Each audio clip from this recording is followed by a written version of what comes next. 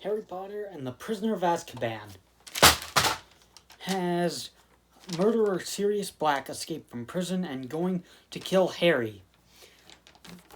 This is the only second time I've seen this movie. I saw this movie back in May or June of last year. So this is kind of a fresh watch for me. And I was intrigued to see what I actually didn't like about it the first time that I watched it, and I was interested in seeing if I would actually like it now, knowing what I'm gonna get into. So has my opinion changed? I don't know. Now is a different director. Alfonso Cuarón is the director, and he makes this movie a little bit darker, a little less kid-friendly. And they cut out a lot of plot points from the book because the movie would get too long, kind of like Chamber of Secrets. And the rule of thumb was anything with Harry stays in the movie, anything else is fair game to take out. So, with that all done with, the positives on the film are, let's get this one out of the way. Harry Potter says a couple spells. He blows up Aunt Marge, makes her big, makes her fly out the window. So that's cool. And then he also says, Expecto Patronum! And so, there you go. He says 2 spells, or he uses 2 spells. Doesn't exactly say a spell for that first one, but he uses 2 spells, so there you go. Just get that one out of the way. So now, on to the, actual positives. For some reason, I loved it when Harry got in trouble or fainted by the Death Eaters, and then he returns to he gets to Hogwarts, and then Malfoy says, "Is it true? You really fainted? You actually fainted? Oh!" For whatever reason, that was just funny. I mean, of course Malfoy would say that. So, yeah, that was one of the funnier lines in this movie. I actually kind of really liked that. The camera work in this movie is great. The one that really stood out to me was on the mirror when they're gonna test out their fears with some of the Death Eaters or whatever they were in class. So it was they had the camera on the mirror showing the classmates. It trucked in, and then it went into the actual classroom to show the actors actually on camera then. So I thought that was just really cool. That was really interesting.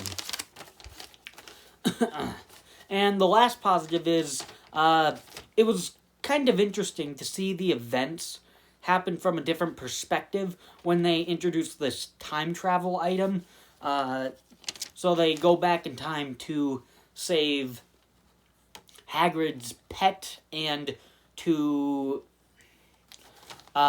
save somebody else. I can't remember who it was, but Dumbledore says you can go back in time to save multiple lives. So that time travel element thing was really cool. Now on to the negatives. I hate to bring it up, but I mean it's just something I never like. So sorry.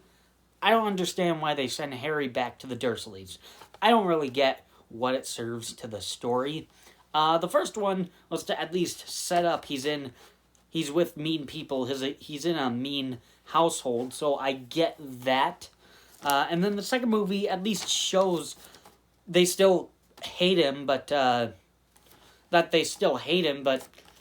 he got his own room. But then in this one, I mean, I see really no purpose. He is fighting back with the Dursleys, but still, I just don't understand it. Small negative, but it's just something I'll never like. Or at least, I guess, in the sequels, whenever they show them. Because it just never makes any sense. Another negative is they always mention Sirius Black is out there and like he's the villain. He's gonna kill Harry, and he's this big threat to Harry and Hogwarts. But he doesn't show up until like the last 20 minutes of the movie. So he really doesn't feel like a threat. And you know, who knows, maybe this is why it just doesn't really completely feel like he's a threat to me, or why it's a big deal to me, and that's because he's not the villain of the movie. So it could be because of that. I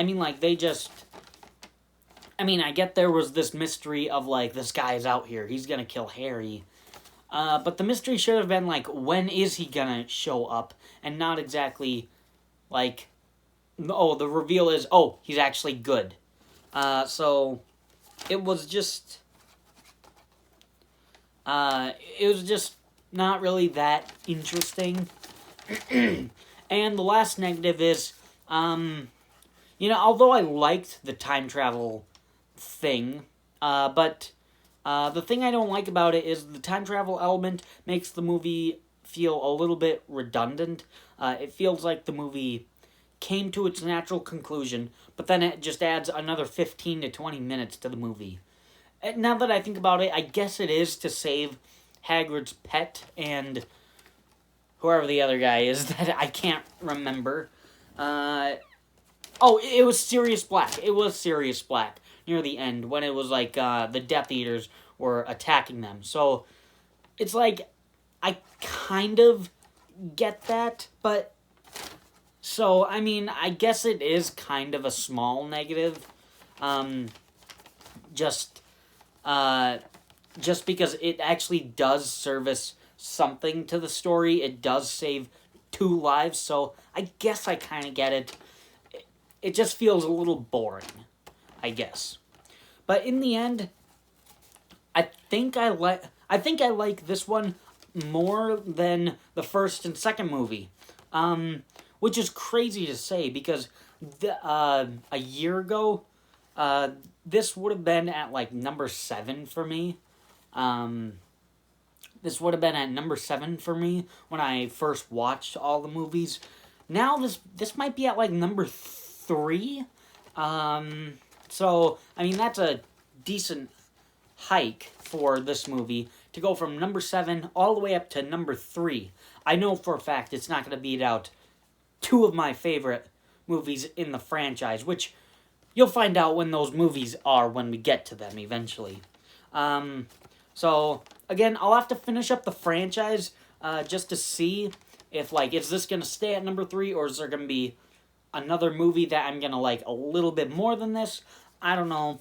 But for now, this movie was actually really good. I actually really had a pretty good time with it. So, Harry Potter and the Prisoner of Azkaban is pretty good. Thanks for watching.